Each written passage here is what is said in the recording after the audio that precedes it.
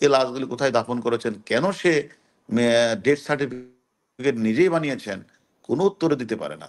এখন আমার কাছে আমরা তদন্ত যেটা নিয়ে আসছি, তাহলে তুমি ডাক্তারের কাছে নিয়ে গেলে না, তুমি জিডিও করলা না, তুমি নিজে মন গড়াভাবে ডেথ সার্টিফিকেট তৈরি করলা, এবং তাহলে তুমি তার জানাজা পড়ালে না, তাহলে ওর অ্যাকচুয়ালি লোকগুলিকে তুমি কোথায় কবর দিলা?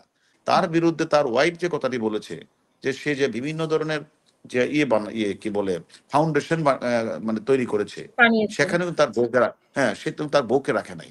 সে নিজে সভাপতি, আর একজন হিন্দু ভদ্রলোককে সে সেক্রেটারি বানিয়ে সমস্ত টাকাগুলো তুলতেন।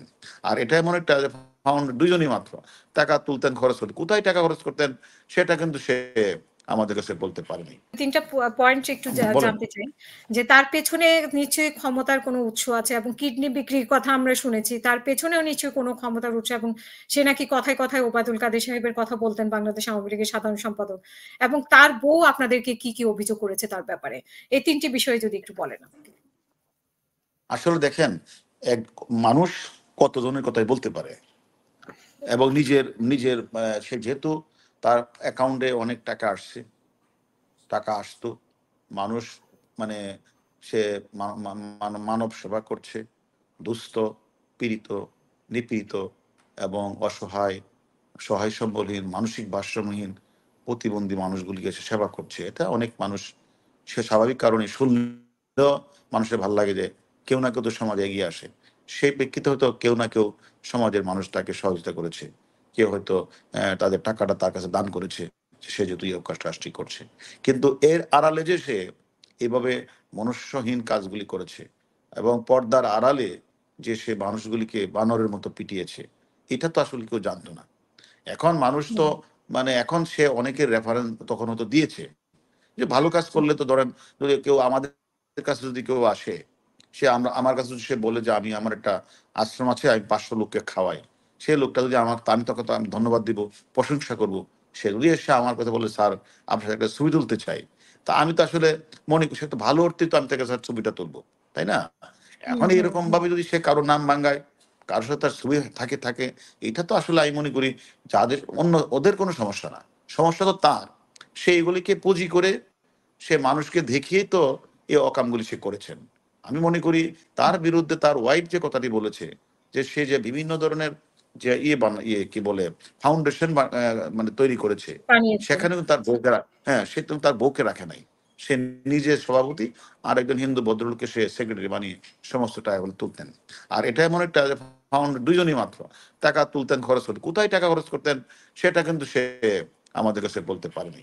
এখন তার ওয়াইফ তো আসলে সরকারি চাকরি, কিন্তু তার ওয়াইফের বিষয়টা হচ্ছে, তার ওয়াইফ যখন গিয়ে দেখেন যে কোনো ডাক্তারের সেবা নাই, তার ওয়াইফ যখন গিয়ে দেখলেন যে সে এই যে ইয়াবা বা মাদক সেবন করে এদেরকে পিটায়, তার মানসিক অবস্থা ভারসাম্যহীন, নিজেও ভারসাম্যহীন একটা মানুষ, কারণ সে নিজেও ইয়াবা খায়, মাদকাসক্ত। এই লোকটা, আমি তো মনে করি তার ওয়াইফের উচিত ছিল গোপনে হলেও থানাকে অবহিত করা, যে এখানে কিন্তু আগেও মাদক, কিন্তু সে এটা করে নাই। তার কারণে আমরা তাকে আবারও জিজ্ঞাসাবাদ করব। আমি মনে করি এই যে একটা হাজবেন্ড যে কাজগুলি করেছেন, তারও একটু তো দায় থাকবেই, কারণ সে তো উচিত ছিল এটা আমাদেরকে জানানো, সেটা জানাতে পারে নাই। সেই কারণে আমরা বলছি সে দায় এড়ানোর কোনো সুযোগ নেই। অনেকে তো অনেকের নাম কিডনি বিক্রি করার একটা কথা আমরা শুনেছি।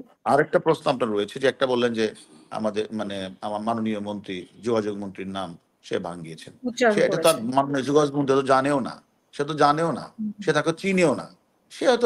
সে হয়তো কারোর সাথে বলতে পারে, এটা তার বিষয়। অনেকে তো সমাজে অনেকের নাম ভাঙ্গায়, এটা কি আমাদের নাম তো অনেকে ভাঙ্গায়, তা আমরা তাকে চিনি না। তা আমার কথা হলো যে, আরেকটা হলো যে এই যে অসংখ্য 900 লাশের কথা বললেন, পরে বললেন আরো কম, এই লাশগুলি কোথায় দাফন করেছেন, কেন সে ডেথ সার্টিফিকেট নিজেই বানিয়েছেন, কোনো উত্তরে দিতে পারে না। এখন আমার কাছে আমরা তদন্ত যেটা নিয়ে আসছি, তাহলে তুমি ডাক্তারের কাছে নিয়ে গেলে না, তুমি জিডিও করলা না, তুমি নিজে মন গড়াভাবে ডেথ সার্টিফিকেট তৈরি করলা, এবং তাহলে তুমি তার জানাজা পড়ালে না, তাহলে ওর অ্যাকচুয়ালি লোকগুলিকে তুমি কোথায় কবর দিলা, এবং আসলেই কবর দিলা কিনা, এদের প্রতি কি ধরনের আচরণ করা হয়েছে, এরা কোথায় আছে, এগুলি আমরা এখন তদন্ত করে দেখছি। কিডনি বিক্রির বিষয়টা কি আপনারা সংশ্লিষ্টতা পেয়েছেন? এটাই তো বললাম, যে এই কথাটাই তো বললাম, আরেকটা জিনিস যে আপনার কাছে, ওই আশ্রমে যারা আছে তাদের কারো সাক্ষাৎকার আপনারা নিয়েছেন কিনা? তারা খাওয়া না, দাওয়া আমরা ঠিক মতো আমরা করে কিনা? আমাদের কাছে অনেকে প্রশ্ন করেছে, এবং এই যে সাইকোপ্যাথ মিল্টন সমাদর নাকি কোর্টে বলেছে যে এদেরকে এখন খাওয়াবে। তো ও মনে করেছিল যে ও বোধ মানুষের কাছে এটা অপরিহার্য। অপরিহার্য না। আমরা মনে করি সমাজে অনেক লোক আছে যারা মানবতার সেবায় কাজ করতে চায়।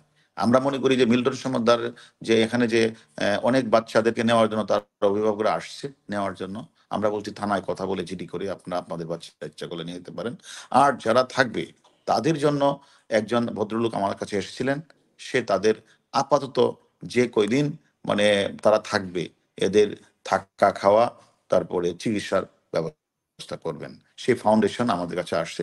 তারা অলরেডি কাজ শুরু করেছেন। অতএব আমি মনে করি একটা একটা প্রতিবন্ধী, বৃদ্ধ, প্যারালাইজ শিশু বা বয়স্ক কোনো মানুষ না খেয়ে থাকবে না। এখানে কারো সমাজে কোনো ব্যক্তি কারো কাছে অপরিহার্য না। এখানে আমাদের কাছে এই যে মহান ব্যক্তিটি এসেছেন তার নামটা আমার কাছে আছে, আমি আপনাকে বলি। এটা হলো আলহাজ শামসুল হক ফাউন্ডেশন। সে ওল্ড অ্যান্ড চাইল্ড কেয়ার আশ্রমের খাওয়া দাওয়া এবং চিকিৎসা সামগ্রী ব্যয় বহন করবেন, সেটা আমাকে বলেছেন, এবং অলরেডি ওনার কাজ শুরু করেছেন। জি। অসংখ্য ধন্যবাদ হারুনুর রশিদ হারুন আমাদের সাথে যুক্ত হওয়ার জন্য এবং সময় দেওয়ার জন্য।